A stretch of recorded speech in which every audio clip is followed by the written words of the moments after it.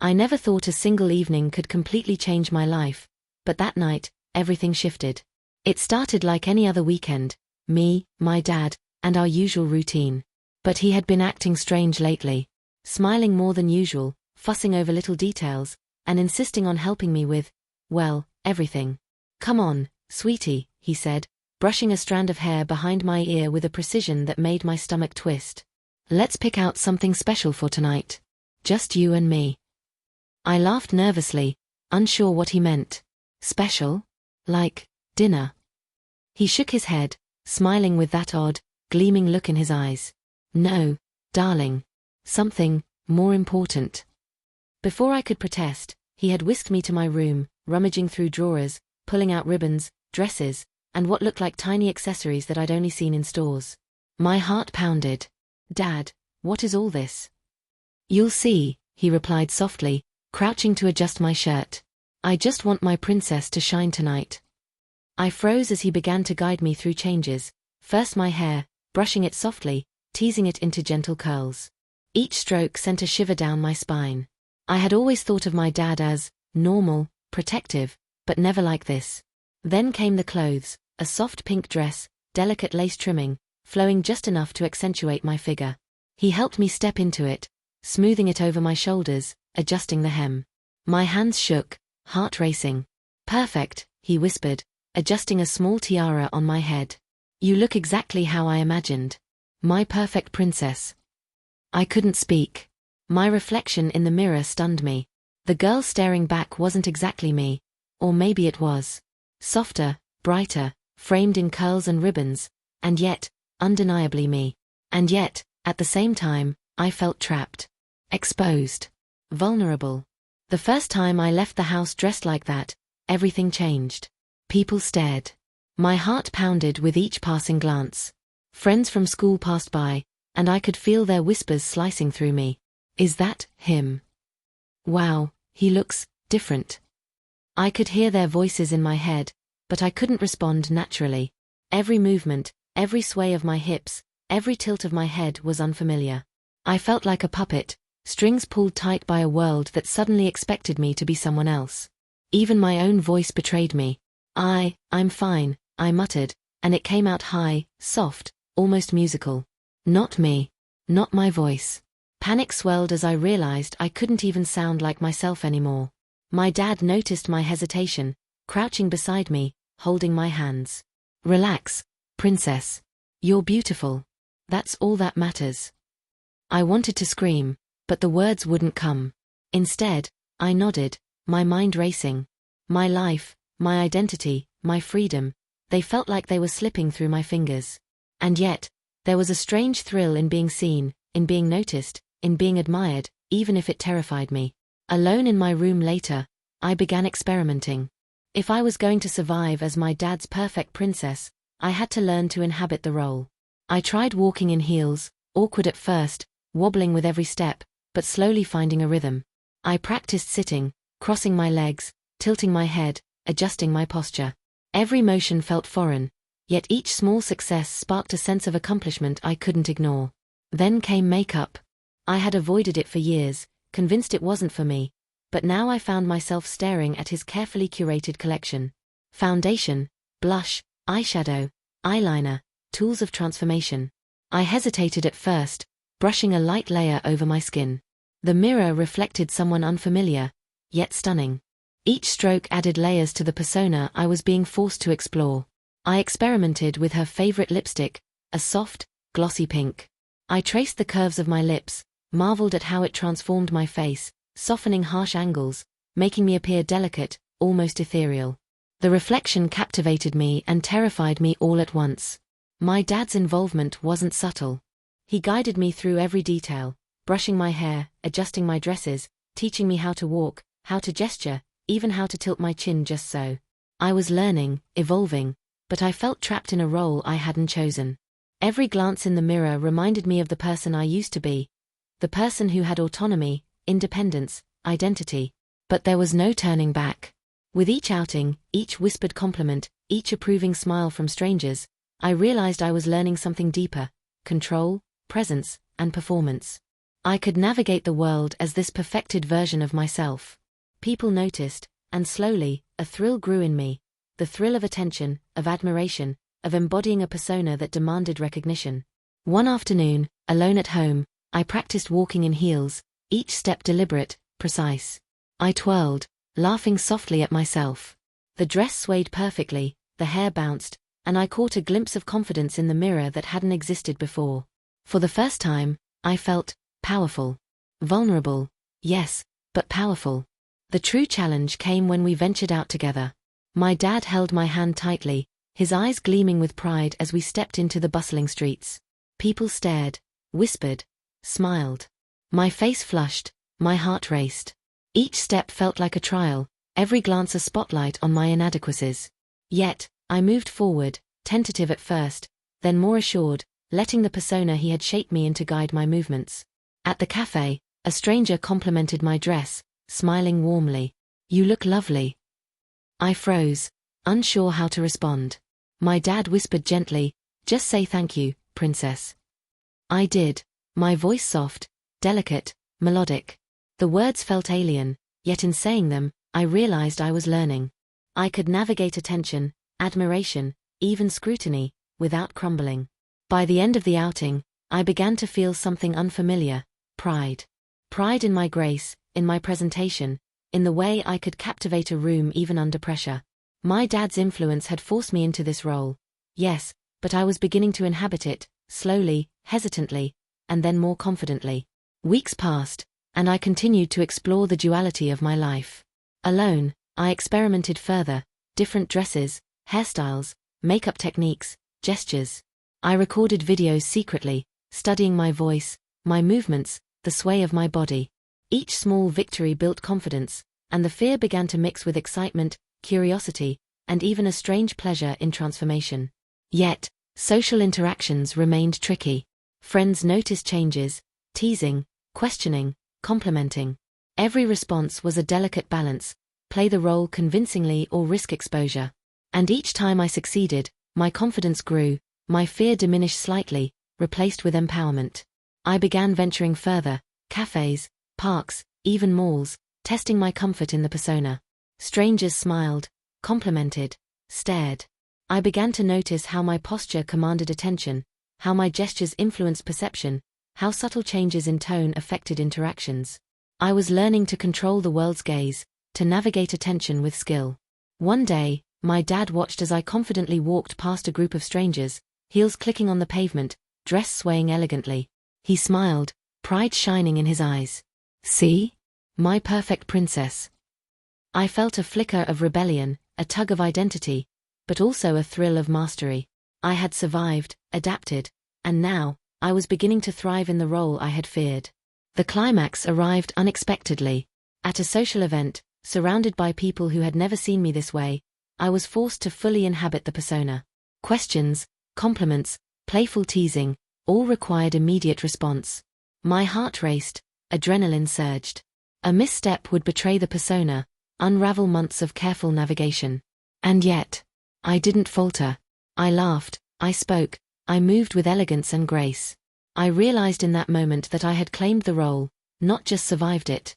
Fear was still present, yes, but I felt control, mastery, and even empowerment.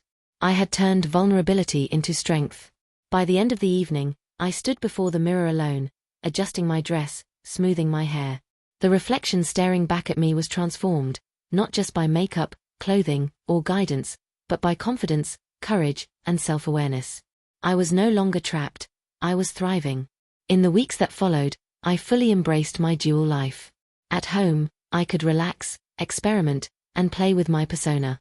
In public, I navigated attention, scrutiny, and admiration with grace. I learned how to inhabit femininity as both performance and expression, balancing vulnerability and power. My dad remained a guiding presence, yes, but I discovered autonomy within the role. I could choose my gestures, my expressions, my tone. I could explore identity and presence, mastering a version of myself that was both delicate and strong. Looking back, I realize now that the experience taught me something far beyond appearance. Being Daddy's perfect princess wasn't just about dresses, makeup, or validation. It was about courage, self-awareness, and empowerment. It was about discovering how to inhabit a world of attention and scrutiny without fear, and finding pride in grace, expression, and identity. And in the end, as I twirled softly in front of the mirror, heels clicking, dress flowing, I whispered to myself, I am more than what anyone sees. I am strong, I am graceful, I am perfect in my own way. The first night alone after my dad had dressed me felt surreal. I closed the door to my room, leaned against it, and let out a shaky breath. The dress clung to me in ways I had never imagined, soft fabric brushing my legs as I shifted. I caught my reflection in the mirror across the room and froze. The girl staring back wasn't entirely me, but neither was she entirely my dad's creation.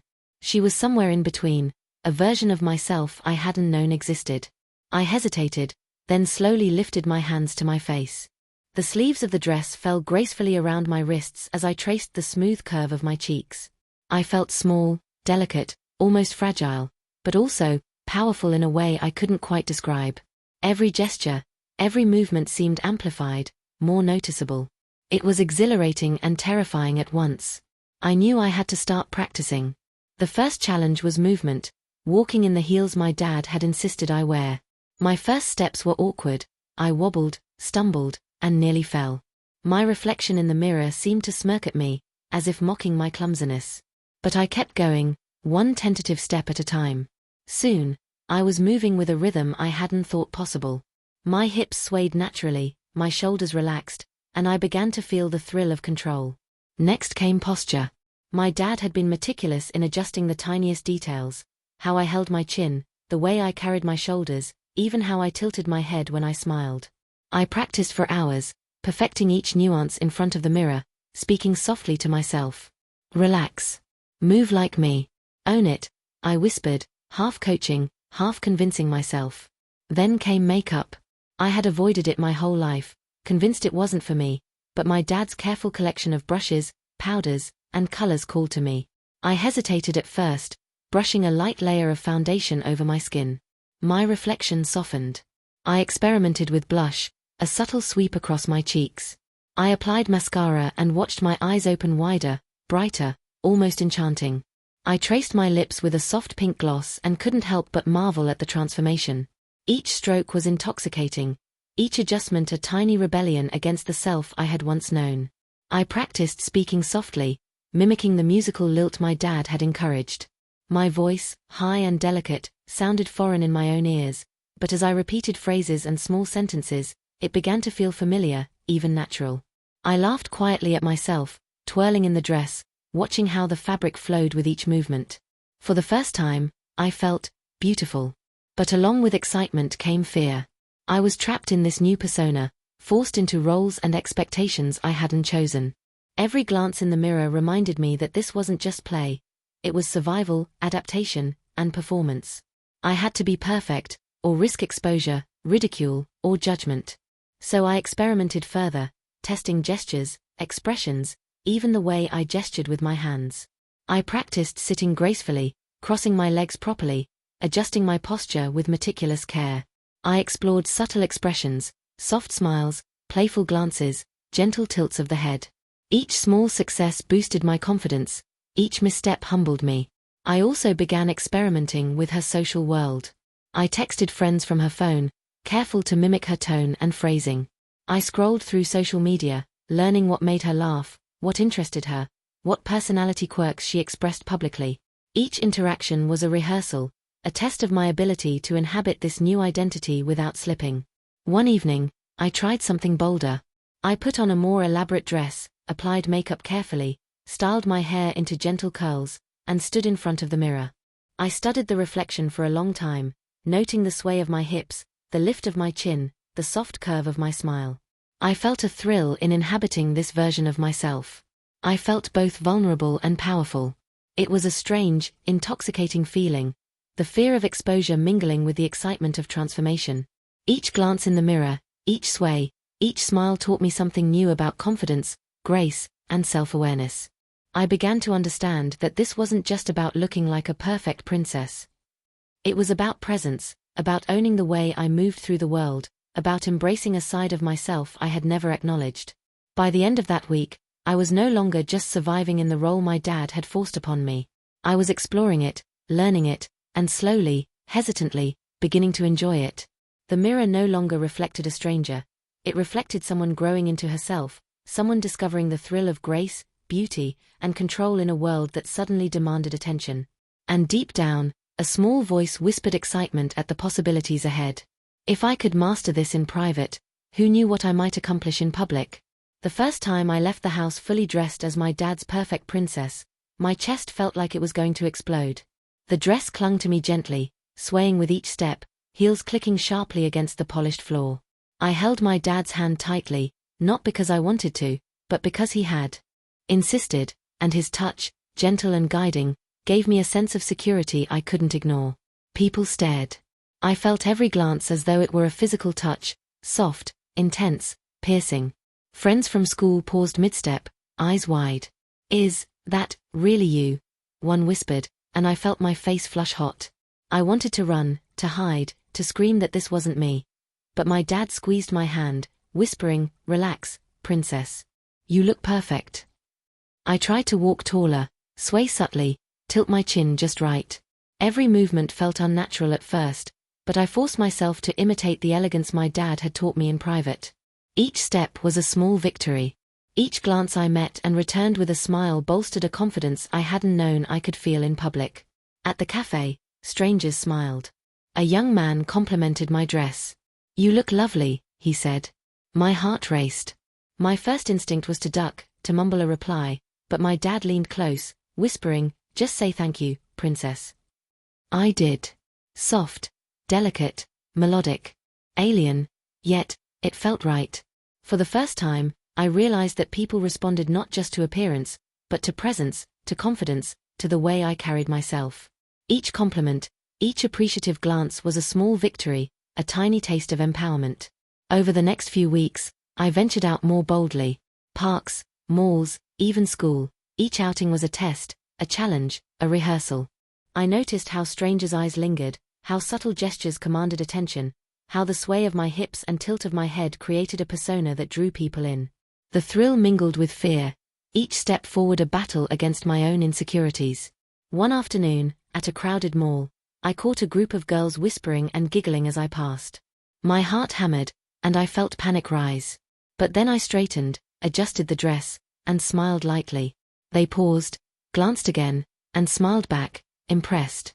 A rush of adrenaline and confidence surged through me. I realized I could command attention without fear. I could transform panic into poise. I began experimenting more intentionally. Cafes, bookstores, even small parties, each scenario was a new stage. I tested my gestures, my voice, my expressions. I learned to laugh naturally, tilt my head subtly, respond to compliments gracefully. Each success, no matter how small, fed a growing confidence. I was discovering a power in femininity I had never acknowledged before. There were challenges, of course. One evening at a dinner gathering, a friend leaned close, studying me carefully. "You're different," she said, curiosity in her eyes. My throat tightened. Exposure loomed like a shadow. I swallowed, tilted my chin, and responded softly, laughing lightly, "Yeah, just experimenting a little, I guess." The words weren't entirely mine, they were carefully practiced, but the confidence behind them was genuine. I realized that this wasn't just about hiding. It was about inhabiting a persona fully, understanding the power of grace, charm, and subtlety. I could navigate scrutiny and curiosity with poise, and that realization thrilled me. Even my dad noticed. He watched quietly, pride gleaming in his eyes. "See, princess, you're mastering it," he whispered one evening as we returned home. And for the first time, I felt the phrase resonate, not as a trap, not as a role, but as a challenge I was beginning to conquer. I started experimenting with social interactions more boldly. I'd initiate conversation, test humor, use gestures and expressions I had learned in private. Each encounter was a rehearsal, each compliment or approving glance a small victory. I began to feel in control, no longer a passive participant but an active performer in this new world. One night, at a friend's party, I felt the full weight of my transformation. The music pulsed, lights flashed, and I moved confidently among the crowd, heels clicking, dress flowing. People smiled at me, complimented me, even lingered curiously. I laughed, tilted my head, gestured gracefully, and realized I wasn't just performing. I was thriving. The thrill was intoxicating, but so was the anxiety. Every glance, every whisper, every attention demanded perfection. A single misstep could unravel months of careful learning. But I began to understand something crucial. Perfection wasn't about never faltering. It was about recovering with grace, about owning each moment, about transforming fear into presence.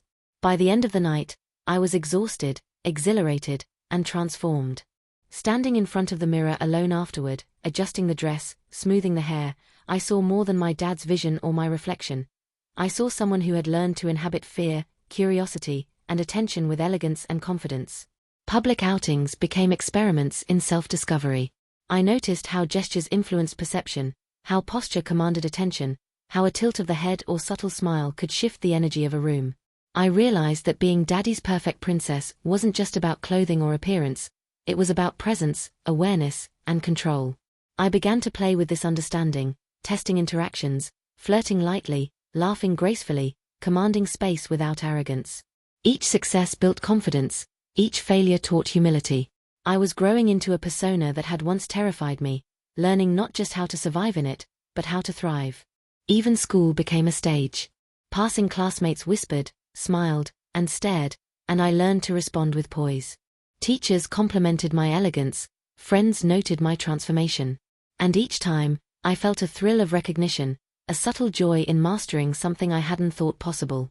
But growth always carries risk. One afternoon, while helping my dad at a public event, a colleague leaned close, scrutinizing me with curiosity. "You look different, but very poised. Are you experimenting?" My heart raced.